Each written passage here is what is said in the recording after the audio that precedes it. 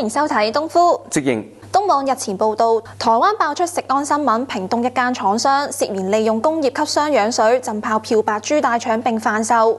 我冇聽錯啊嘛？今年3月，自有旅遊預訂平台發表2025年旅遊習慣及趨勢研究，顯示台灣乃係唔少港人熱門外遊目的地之一嚟。港人外遊訴求不外乎吃喝玩樂玩，會唔會搶食着工業級雙氧水㗎？天下黑心食物一樣黑，邊個會天真到以為只有外遊至會食得黑心食物啊？香港話就話有食安中心把關，唔通過去就冇爆出黑心食物新聞咩？你又講得有道理喎。咁市民平日可以留意啲咩，以防食中工業級雙氧水處理過嘅食物呢？仲有食咗呢挺黑心處理嘅食物，對人體又會產生乜嘢影響呢？東夫揾嚟專家幫各位上返一堂食安課，另外都請嚟廚藝達人講解處理豬大腸嘅正確方法。係要啦，咪等啲人處理豬大腸方法冇揀過，失敗，有滾水唔用，走去用雙氧水，失敗，仲要好用唔用，用工業級嗰隻雙氧水，失敗中嘅失敗，啲友有冇搞錯啊？事不宜遲啦，東夫各界即應。喺個食品生產過程，有時有啲食物會用雙氧水嚟殺菌啦。殺完菌，我哋都會有啲過程，譬如加熱咁樣咧，會將啲雙氧水咧蒸發走。咁所以理論上咧，個食品係唔會有殘留嘅雙氧水喺度嘅。喺食品業上面用雙氧水咧，其實就唔係唔普遍嘅。不過就係食品級數嘅雙氧水啦，就唔係工業用雙氧水。我諗呢個最主要嘅問題係喺呢度，就係工業用雙氧水係唔可以喺食品生產上面應用嘅。其實關心嘅唔係工業用雙氧水嘅成分，而係驚工業用嘅咧，佢有好多雜質喺度，佢帶埋一啲其他污染物入嚟。嗰啲污染物咧係致害程度更加犀利嘅，譬如重金屬，譬如鉛，咁你對我哋嘅身體影響好大噶嘛，其實就唔容易分到嘅，因為佢殘留嘅可能係好微量嘅一啲重金屬元素喺度咧。重金屬會影響好多，包括神經系統啦，即係有都係 neurotoxin 嚟嘅。有啲即係唔係金屬，但係佢可能直情係即刻有毒，譬如一啲砒霜啊嗰類，甚至乎有水銀都唔知，因為你唔知佢原本我哋做乜噶嘛。咁佢生產出嚟可能係嗰個工業用嘅器皿，可能係有呢啲嘢喺度。而呢啲咧，譬如重金屬呢啲咧，佢好難整走嘅。譬如好多時個熔點好高啦，你根本就整唔走，咁變咗佢就污染咗個食品啦。當然可能係平好多，咁所以有啲不法商人就可以做呢件事咯。呢個係最大嘅影響，係即係其他嘅污染物嘅影響。黑心食品充斥，市民要點樣分辨？若果市民想 DIY 加強食安係數，打算自己購買新鮮豬大腸嚟烹調，問題係點樣處理先至乾淨？廚藝專家有啲乜嘢 tips 俾到大家呢？咁如果我哋想避免揀到雙氧水處理過嘅食物，我哋可以點樣分辨呢？嗱，咁首先咧，你要睇個食物本身啊。譬如好似牛柏葉，佢本身係黑掹掹噶嘛，係咪？咁但係而家好多牛柏葉係白雪雪噶。咁其實佢越白嘅時候咧，佢可能有機會咧係落咗啲雙氧水或者係其他嘅物質咧，令到佢白咯。咁如果我哋想清除殘留喺食物上嘅雙氧水，我哋可以點樣清洗或者處理呢？通常嘅處理方法咧就係浸水啦，或者係啤水咯，用水咯，即係好長時間去沖走嗰啲化學成分啦。嗱，我哋準備啲麵粉啦、鹽啦同埋醋。豬肉檔啦，買咗新鮮嘅豬腸翻嚟之後咧，我哋放落個盤度先。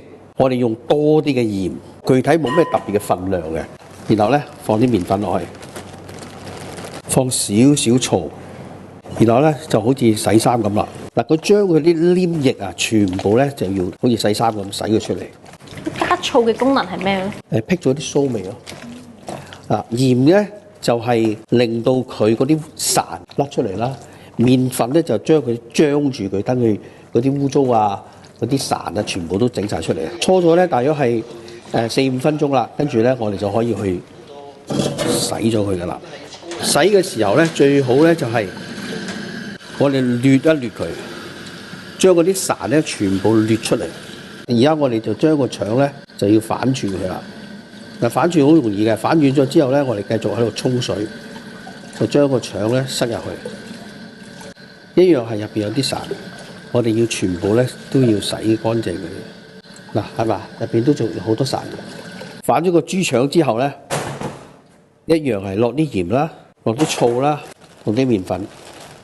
咁呢個步驟咧，亦都係重複咧做3次，兩邊都洗晒3次啦。咁咧，我哋咧第一呢邊係冇晒嗰啲潺啦，好乾淨咯。咁頭先一開始嘅時候，我咪洗入邊嘅，係咪？咁但係咧，我哋要再一次咧反翻轉頭，再洗一次，同埋檢查埋入邊嘅嗱，見唔見到呢度有啲淋巴？嗱，呢啲淋巴要去咗佢嘅，唔要嘅，一粒粒呢啲淋巴。我哋再洗多一次，咁呢次咧係最後一次噶啦。即係總共要洗7次。係啊，咁就會真係放心乾乾淨淨啦。廣告翻嚟再同大家冬菇即應。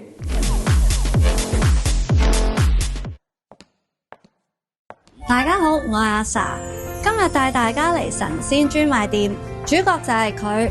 來德維健金字 NMN 4萬 M&M 補充劑，抗衰逆齡，年輕 keep 得到，逆轉時光，我信來德維健。冬菇即應。係人都知腸係裝啲咩㗎啦，但係以下一堆網上流傳嘅片啊、相啊，入面啲人個腦又係裝咗啲咩呢？裝咗啲咩啊？唔通係2納米晶片啊？等我睇過。有網民上載片段顯示係一架巴士嘅尾座，連埋拍片者一共3名乘客，其中2個不約而同咁連腳帶鞋踩住對面座位，搞到發文者自問：我是異類嗎？係有時聽到啲鄰近地區人士發表乜嘢文明已經刻進基因，唔知各位同唔同意呢？定係覺得有人瞎子摸象，抑或覺得咁文明都有高低之分㗎嘛？事實勝於雄辯，就住飛象過河呢種行為，九巴乘客須知就列明不應在車內作出令其他乘客感到煩擾的行為，例如高聲談話、剪指甲、大聲播放流動設備音響、用腳頂住前面椅背，或將腳搭在座椅上等等。嗱，唔知係腿短啦，定係密將腳踏喺座椅上，咁着住鞋嘅腳，即係坑鞋唔坑係腳啦。咁總之有網民就表示搭巴士期間呢，遇到有2位乘客除咗鞋，成對腳懟去對面位，如此場面啊，足夠令有修養嘅人士額角直冒3間汗啊！細心留意，一名黃底裙女士唔知係咪被現場氣氛感動，後裝咗呢股除鞋露腳嘅風氣，係入鄉。係入臭隨俗定係咩呢？明明呢間巴士公司嘅乘客須知都列明請勿在車廂內作出影響其他乘客的行為，例如將腳放喺座椅上。唔好意思啊，香港腳發作啊！攞對腳出嚟吸收下維他命 D 先，一定係文明已經刻進咗基因，任何人睇到想死跟，一定係，除非唔係啊！嗱，咁講係咪值得商榷啊？事關網上咪耐唔耐有啲鋪教人點樣從外觀分辨邊個係邊度人嘅，因此有着鞋飛象過河同冇着鞋飛象過河，係咪都可以分辨到係邊度人呢？路上觀察學、人類觀察學咁話啦，係嘛？same 咯，乜又唔同咩？今集冬菇即應時間差唔多，大家有咩申訴記得致電我哋爆料熱線36003600，等我哋第一時間同大家冬菇即應，拜拜。